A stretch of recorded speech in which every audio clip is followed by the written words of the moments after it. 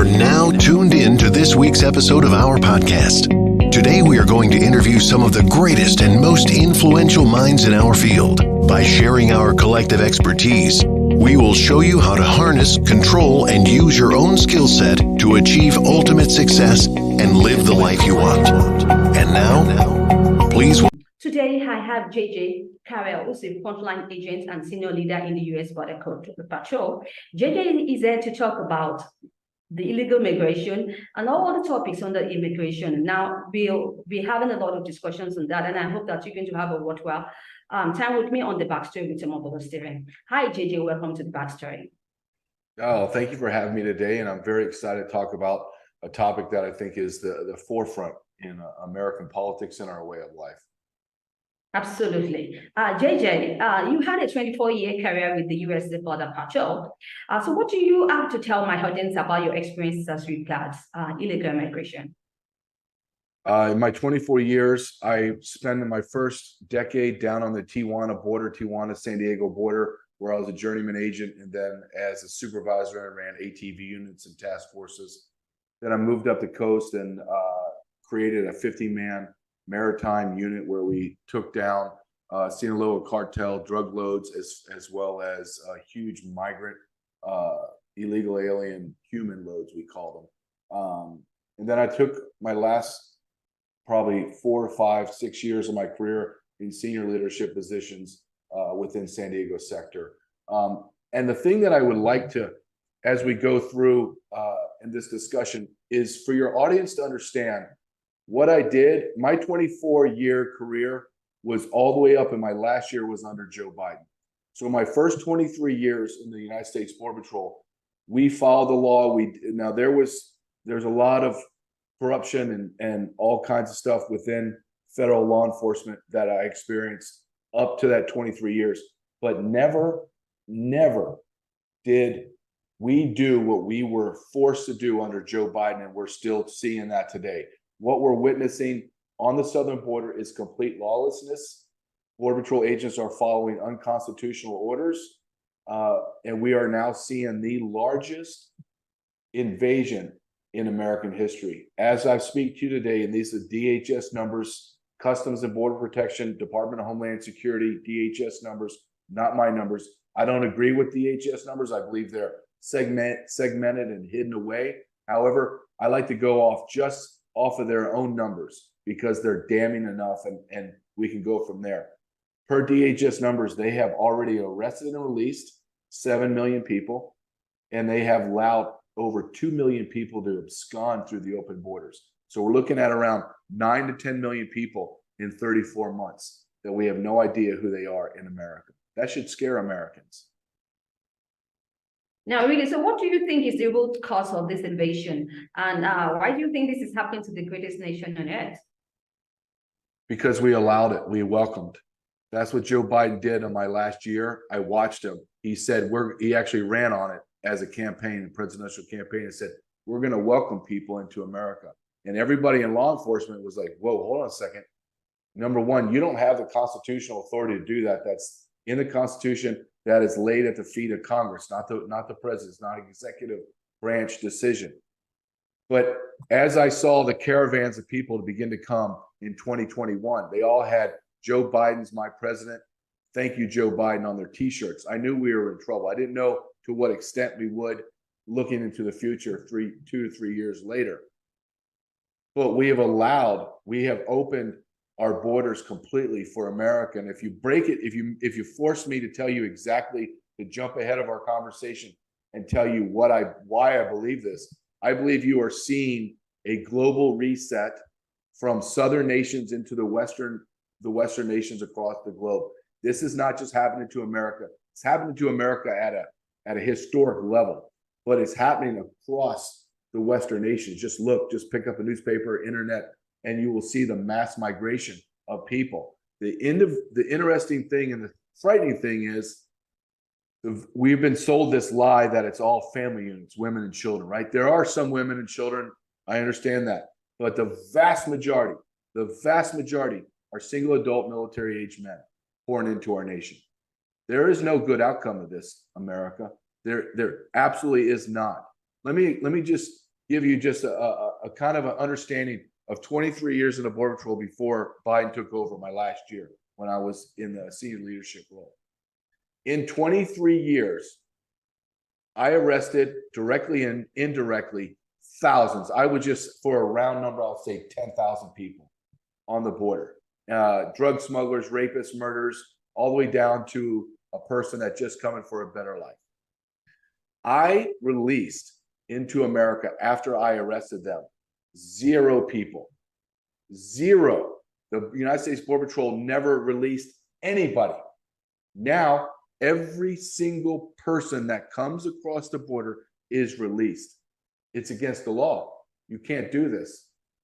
So that is the difference of what normal immigration was prior to Joe Biden and Secretary of State Alejandro Mayorkas, who I believe is the tip of the spear of all the issues that are happening right now on the border.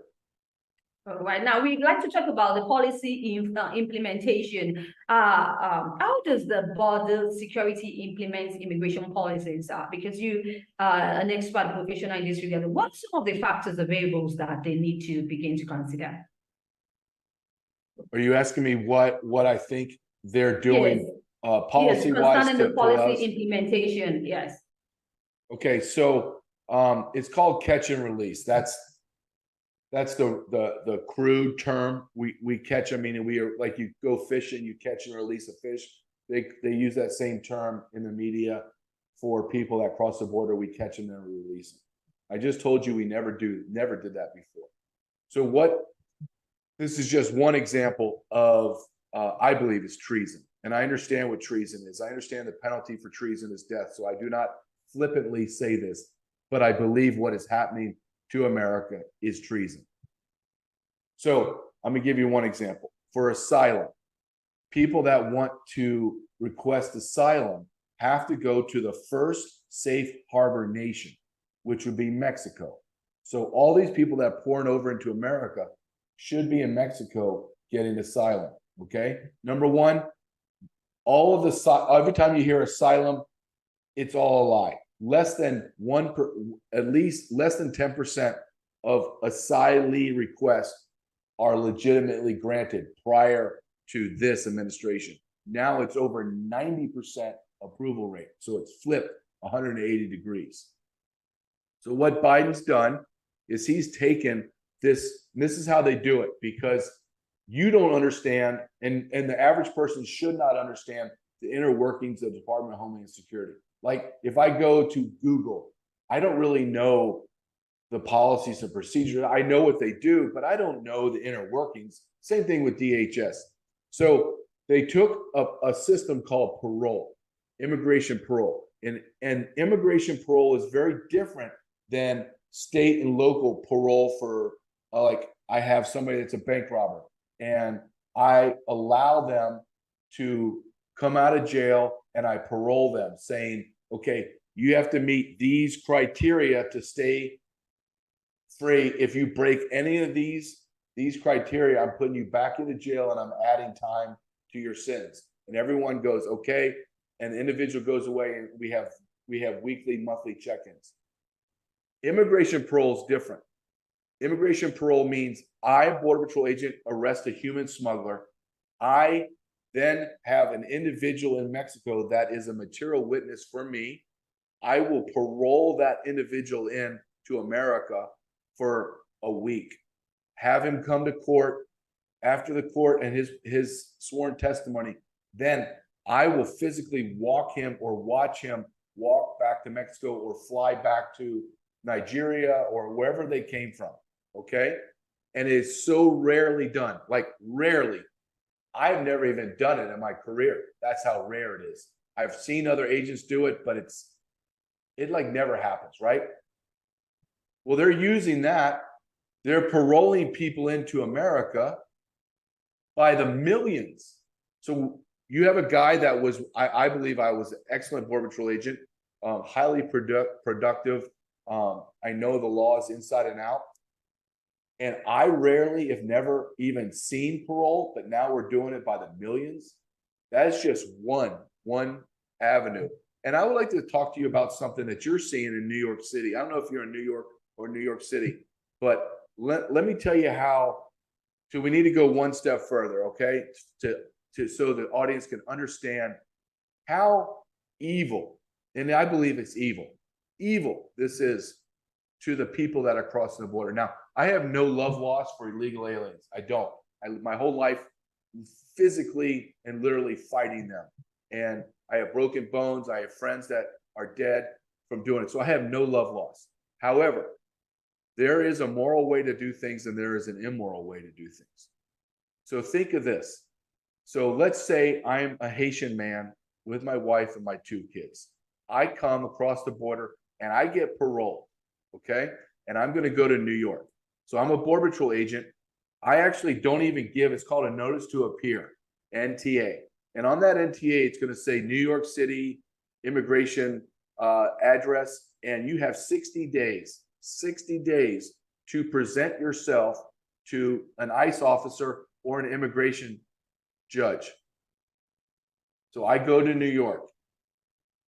I can't see an immigration judge because the docket is full to 2032.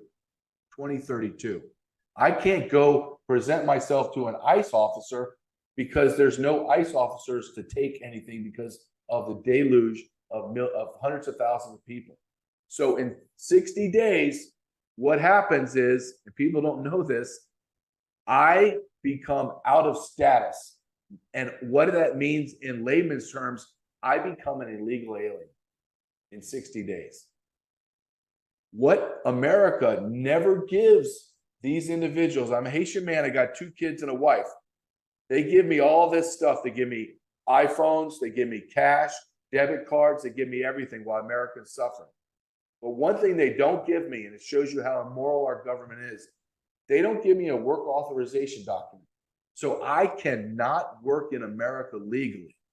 And then you have to ask yourself, why would our government do that when they welcomed all these people in? Well, you need to start following the money, because now this Haitian man represents millions of people. So right now, here's our economic system. Here's Americans that can work legally.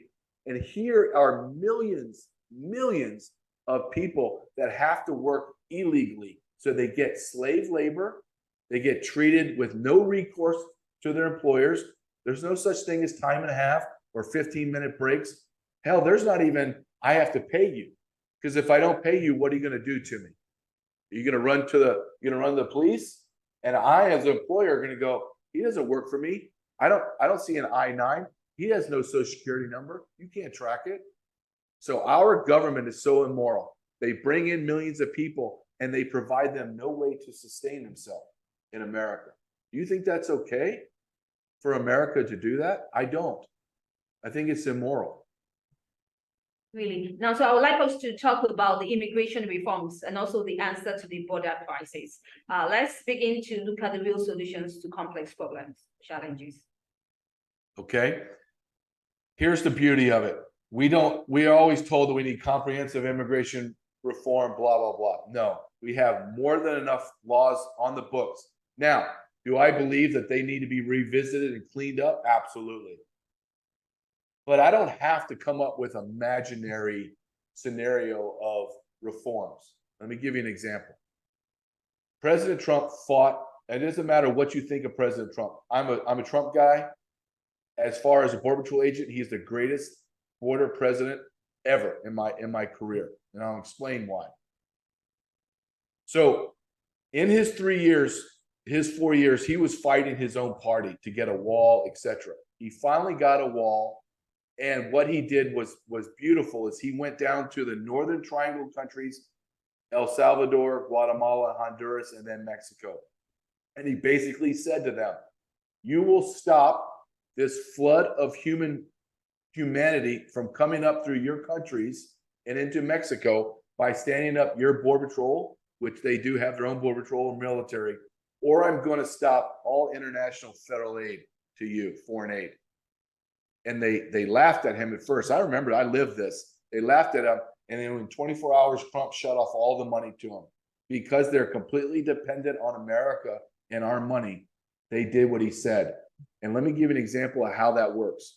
Everybody that crossed the border was arrested, detained, processed, and sent back to either Mexico, Guatemala, Syria, Yemen, wherever they came from, they went back. ICE was arresting hundreds of thousands of people in the interior and pushing and deporting them. At Trump's end of Trump's term, I would get, at my position, I would get 24-hour reports. Daily, we call them daily 24s. And this would show me how many people were arrested. If you think of a map of the United States, and we have sectors breaking down the entirety of America. And I could see how many people were arrested across the southern border, northern border, interior by the Border Patrol. At Trump's end of Trump's term, we were arresting only 150 to 450 people a day. That's nothing. It's 2,000 miles on the southern border. So no one was crossing. The day Biden takes office, those numbers jumped over 5,000. And what happened was, within 6 more months of Trump being reelected a second term, 6 to 9 months, I believe, we would have seen the most secure border in the history of America. Absolutely secure. Now, why is this important? Not only to the sovereignty of America and for the protection of America and Americans, wages, crime, schools, hospitals, all that. I also believe when an individual comes into America as a legal resident, a legal resident or a legal citizen immigrant, that person must have, which they do, all of the protections that the Constitution provides for a U.S. citizen.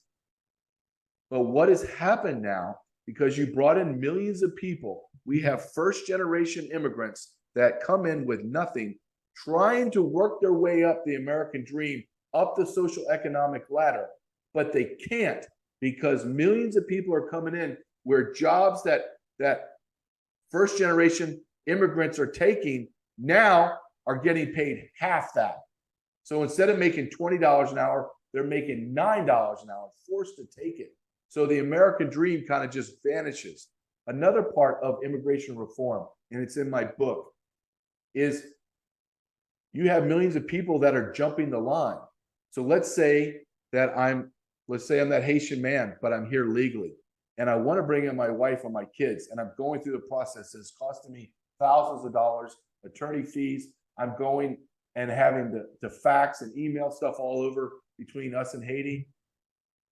Well, the system's so jammed up now that I can't get my wife and my 2 kids here because these people from Guatemala or Ecuador or wherever they came from are jumped in front of me. Now, is that American? That's like me going to McDonald's and I'm standing in line, and all of a sudden a bus comes, 3 buses of high school kids, and they all run in front of me, and now I'm 175 in line in McDonald's instead of the second guy in line. No way that would be tolerated in America. So why would we do that to Americans and then do it to legal immigrants? And the end of my answer to this is, all we have to do is enforce the immigration laws that are on the books and demand the border be secure the way Trump did. Build a wall, put personnel and technology down there, force other nations to heel to what America wants. We're America. You either have borders and sovereignty and be a country, or you're not. There's no in between right now. So that's what I would do. I would follow exactly what was done in the past. And that's not 30 years ago. That's less than 3 years ago. The answers are already there. They've already been done. It's, do we now want to have the politicians that represent us, which I don't believe we have on either party. Thanks, J.J Carrell, for sharing your thoughts on this. I'd like you just to quickly tell me about your book, Invasion. Tell us about my book Invaded, is a subtitle is The Intentional Destruction of the American Immigration System. I dive into what is happening today, the who, what, why, and how, as well as my personal stories of growing up in the United States Border Patrol as an agent and my experiences firsthand. And I believe it's very well received, and I believe it's a good book. Right, sure. We'll be on the lookout. Can you share your social media platforms and also your website, if any? Yes, my website is jjcarrell.com, and it has a link to amazon.com for my book. I write on Substack under J.J. Carrell, and I have a YouTube channel, J.J. Carrell, and my Rumble channel at John James Carroll 14, where I put out weekly videos about what's happening today on the immigration and border front. Right. JJ, any exciting news? Perhaps you have a project in the pipeline you'd like to share with my audience? I do. I have a new podcast that I'm doing with Brian O'Shea from dailyclout.io. It's called Mostly Peaceful. And I'm probably going to start writing a new book here within the next 3 or 4 months to time it with the election, to try to explain what another 4 years of this would look like versus 4 years of law and order.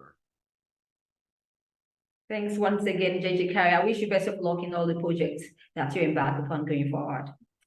Thank you, ma'am. Have a good day. Yeah, all right. So if you'd like to catch up any missed episodes of the Backstory with Omobola Stephen, you can do so on any podcast distribution platforms or any cross-promotion platforms that you bump into, as you listen to expert and professionals share their thoughts on topics and subjects on the government and politics, and subtopics like science and technology, society and culture, and government. Now, I need to stay safe. I talk soon. Bye for now. Thank you.